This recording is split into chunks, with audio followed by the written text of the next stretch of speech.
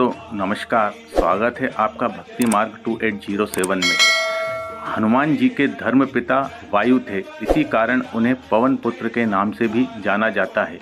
बचपन से ही दिव्य होने के साथ साथ उनके अंदर असीमित शक्तियों का भंडार था। बालपन में एक बार सूर्य को पका हुआ फल समझकर उसे वो खाने के लिए उड़कर जाने लगे। उसी समय इंद्र ने उन्हें रोकने के प्रयास में वज्र से प्रहार कर दिया। वज्र के प्रहार के कारण बालक हनुमान की ठुड्डी टूट गई और वे मूर्छित होकर धरती पर गिर गए। इस घटना से कुपित होकर पवन देव ने संसार भर में वायु के प्रभाव को रोक दिया, जिसके कारण सभी प्राणियों में हाहाकार मच गया। वायु देव को शांत करने के लिए अंततः इंद्र ने अपने द्वारा किए गए वज्र के प्रभाव को वापस ले लिया। साथ ही साथ अन्य देवताओं ने बालक हनुमान को कई वरदान भी दिए। यद्यपि वज्र के प्रभाव से हनुमान की ठुड्डी पे कभी न मिटने वाला चिन्ह छोड़ दिया।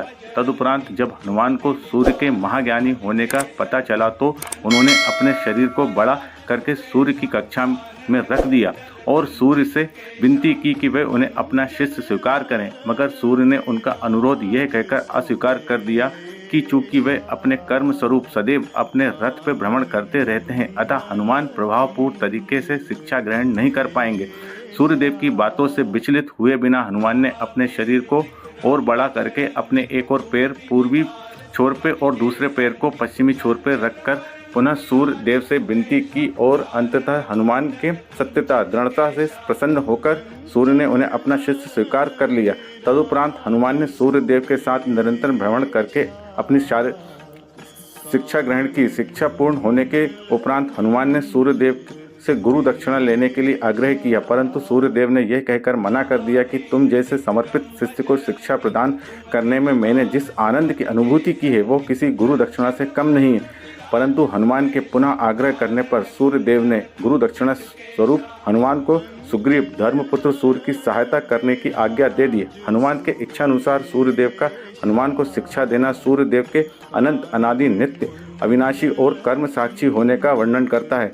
हनुमान जी बालपन में बहुत नटखट थे। वे अपने इस स्वभाव से साधु संतों को सता देते थे। बहुधा वो उनकी पूजा सामग्री और आदि कई वस्तुओं को छीन झपट देते थे। उनके इस नटखट स्वभाव के रुष्ट होकर साधुओं ने उन्हें अपनी शक्तियों को भूल जाने का एक लघु शाप दे दिया।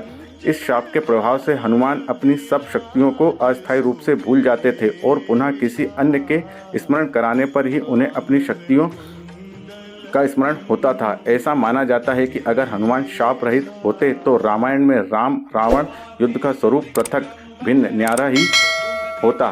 कदाचित वो स्वयं ही रावण सहित संपूर्ण लंका को समाप्त कर देते हैं।